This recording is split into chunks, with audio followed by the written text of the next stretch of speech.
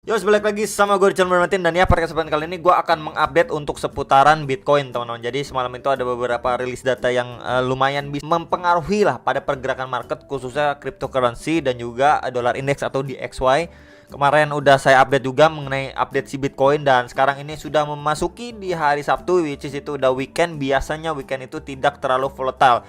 Ya, bisa dibilang hanya di situ-situ aja, atau kita bisa bilang sideways di range-range tertentu aja gitu ya. Karena memang market libur, mungkin teman-teman juga tahu banyak yang WD, santai dulu, nikmatin liburan, ya nikmatin berakhir pekan dan lain sebagainya. So ya, untuk posisi saat ini akan saya update dulu untuk si Bitcoinnya. Di XY dulu ya, di XY dulu teman-teman. Jadi kemarin setelah rilis data ini sempat nge-spike teman-teman. Kita bisa lihat ya, di XY atau dollar index ini nge-spike tuh ya. Cuman di sini ya, dia cuman sekedar testing nih terhadap EMA 34 dan 55. Kemudian gak lama akhirnya tereject lagi. Ya balik kandang lagi teman-teman untuk si DXY-nya. So kalau misalkan kita lihat seperti ini ya, untuk dari segi DXY-nya sendiri ya, kita bisa lihat di sini sangat-sangat volatile dan dia lagi testing di box orange, dimana ini adalah area support and then resistance pada pergerakan si DXY sebelum-sebelumnya nih, pada tanggal sebentar ini ya 13 Mei, kemudian 15 Juni ya, kemudian juga 4 Juli, 1 Agustus, dan terakhir kali dites itu 11 Agustus sebelum dia lanjut naik atau rally ke 114,7 sekian untuk di DXY-nya. So kalau misalkan kita lihat ini yang terjadi ya, kita bisa lihat perlahan-lahan ini dia mengalami pelemahan setelah dia breakdown dari trendline merah nih ya, which is itu adalah support dari awal tahun untuk si DXY, and then dia udah terbreakdown dan sekarang ini berangsur-angsur melanjutkan pelemahannya ya. Jadi memang bukanlah hal yang tidak mungkin kalau pergerakannya pun nanti kurang lebih seperti ini ya, semakin turun hingga ngetes ke next target support di box ungu bawah ini di sekitar 100,44 sampai 101,5 ya untuk si DXY-nya. Jadi penurunannya pun akan berangsur gitu ya, bukan langsung turun, tapi seperti ini prosesnya ya, ada turun naik lagi ya, turun lagi naik lagi, ini turun lagi naik lagi, nge-retest lagi, turun lagi naik lagi, retest, turun naik dan lain sebagainya. Jadi memang ini downtrend gitu ya, bikin lower low ya, lower high dan lain sebagainya. Jadi kurang lebih seperti itu ya untuk gambaran si DXY, which is ini sebenarnya bagus ya untuk si market, khususnya market crypto. Cuman kita tahu juga ya, akhir-akhir ini masih kabar-kabarnya itu belum benar-benar positif untuk internal market kriptonya. Jadi ya mungkin itu menjadi salah satu penyebab juga untuk market itu tidak outperform ya. Kemudian juga orang-orang masih lebih prefer milih emas, di mana itu adalah lebih nggak terlalu volatile ya kalau misalkan dibandingkan dengan si cryptocurrency ya. Jadi itu juga yang mempengaruhi ya untuk teman-teman sekalian kenapa market crypto saat ini nggak perform ya, padahal untuk dari segi fundamental luarnya aja, di luar crypto itu lebih mendukung untuk market itu rebound sebenarnya, tapi market crypto malah kayak naiknya itu terbata-bata ya maksudnya, dan kayak ditahan-tahan gitulah naiknya ya. Semoga benar-benar untuk di bulan ini nanti rilis data next lagi itu CPI itu adanya penurunan dan kenaikan suku bunga itu di 0,5%, maka itu menjadi booster untuk si market crypto yang benar-benar penting di bulan Desember ini ya. Jadi menurut saya itu harapannya, dan plus kalau memang nanti adanya narasi-narasi positif yang kembali dibangun di market crypto, jadi market crypto itu lebih punya tenaga lagi lah naiknya, nggak cuman terbatas atau cuma naiknya tuh dikit-dikit doang gitu teman-teman ya.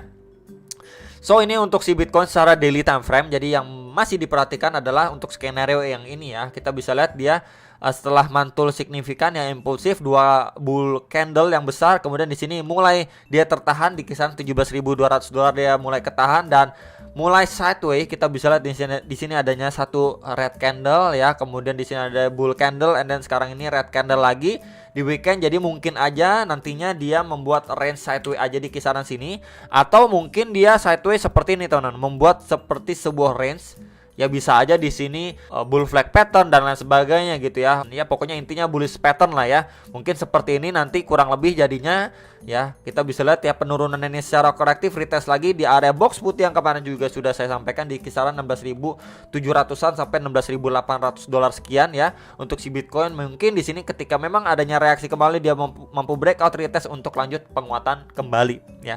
Jadi itu pribadi yang perlu kita perhatikan untuk pergerakan si Bitcoin secara daily time frame-nya. Jadi so far masih oke ya. At least kalau misalkan dia bergerak seperti ini pun ya masih kita lihat momentum dari buyer saya itu masih mampu menahan laju penurunan atau koreksi si Bitcoin, and then untuk waktu yang bersamaan juga tekanan dari seller pun datangnya tidak signifikan. Maka harga yang terbentuk ataupun candle yang terbentuk secara daily ini so far membentuk sebuah range sideways aja. Ya, jadi yang saya pribadi harapkan juga adalah dia membuat range, at least membuat seperti bullish pattern dan lain sebagainya, penurunan korektif untuk dia bisa lanjut naik lagi, ngetes ke strong resistnya di kisaran 17.500 sampai 18.000 dolar untuk secara daily-nya, dan RSI-nya pun masih ketahan di level 50 gitu ya. Jadi kita juga menunggu untuk RSI-nya mampu break dari level 50 dan juga untuk Bitcoin-nya melanjutkan penguatan setelah dia adanya koreksi yang secara korektif ya. Next ini untuk Bitcoin secara time frame 4 jam masih dengan outlook yang sama. So far kita bisa lihat ya di sini dia mencoba untuk mendobrak naik lagi ya, naik lebih tinggi lagi. Di sini dia pemantulan ya, kemudian di sini juga mantul lagi setelah pullback ya teman-teman. Cuman di sini sampai sini ya, kemudian dia adanya retracement lagi atau pullback lagi, kemudian dia lanjut naik lagi. Cuman kita bisa lihat ya, makin lama ini momentum dari buyer saya itu terlihat semakin melemah. Ya kita bisa lihat ini 1, 2 sampai ketiganya ini benar-benar bisa dibilang lemah teman-teman ya untuk penguatan si Bitcoin atau buyers powersnya gitu ya. Dan ketika dia pullback mantul pun ya kita bisa lihat ini makin melemah juga nih. Kalau kita bandingkan ini penguatannya tuh ya cenderung melemah teman-teman.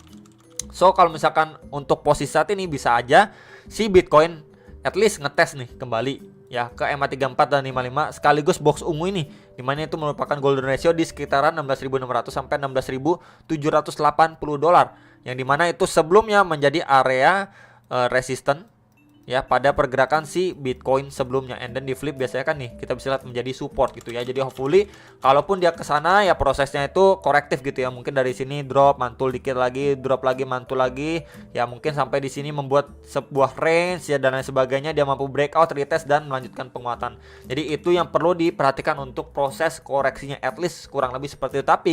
Tapi yang perlu di note adalah kalau saja koreksinya tidak terjadi seperti ini, malah muncul red candle seperti ini, retest, wah ini bahaya, bisa aja untuk melanjutkan penurunannya kembali. Jadi at least untuk di sekitar 16.600 atau bahkan di area di sini adanya buying power yang cukup strong ya, di dekat retestment 0,6-nya di sini.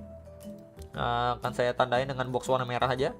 Itu di sekitar range 16.000 bahkan ya 16.370 sampai 16.476 dolar. Itu mungkin menurut saya pribadi adalah benteng terakhir di situ, plus juga adanya trendline resistance sebelumnya untuk inverse shadow yang tidak boleh terbreakdown atau di breakdown sama si Bitcoin. Jadi kalau misalkan area situ di breakdown, ini adanya chance untuk si Bitcoin malah naik untuk retest sebelum dia masuk kandang lagi ke swing low terakhir ada di kisaran 15.500 15.600 dolar.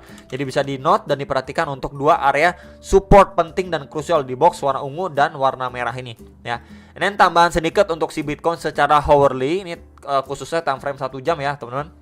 Jadi kita bisa lihat juga di sini lebih clear lagi, terlihat adanya pelemahan momentum dan pergerakannya pun tidak terlalu volatile karena weekend juga gitu kan teman-teman. Di sini range-nya itu di sekitar 16.800 sampai 17.100 dolar. Jadi bermain di kisaran range area sini aja. Range-nya itu nggak banyak, jadi selisihnya itu kisaran berapa nih? Sekitar 300 dolaran lah. Ya dia bermain sideways itu di kisaran situ, jadi mungkin bisa dimanfaatkan buat teman-teman sekalian yang doyan scalping tipis dan lain sebagainya gitu. Tapi kalau misalkan teman-teman itu nggak mau pusing weekend, mau nikmatin liburan dan lain sebagainya, ya udah nggak usah terlalu mantau market. Jadi at least areanya bergerak di kisaran-kisaran situ. Plus yang pengen saya tambahkan sedikit adalah di range area sini nih ya, sebelumnya ketika memang dia lanjut naik sampai 17.300, di sini adanya reaksi lagi ketika memang dia adanya pullback kemudian lanjut naik. Jadi at least di sekitar itu pun kalau kita extend ke samping, sebelumnya ini menjadi area resisten pada pergerakan si Bitcoin sebelumnya nih, 1, 2, 3 kali kena reject teman-teman. Bahkan di pergerakan-pergerakan sebelumnya pun ini berfungsi sebagai resisten ya. Jadi ini di sekitar 16.700 sampai 16.800 dolar lah ya. Jadi mungkin untuk range satunya masih bermain di kisaran sini, ini bisa dimanfaatkan untuk short termnya. Jadi scalping tipis dengan jangka waktu yang pendek ya. Jadi bisa diperhatikan untuk area resistennya dan area support terdekatnya ya untuk si Bitcoin secara hourly time frame.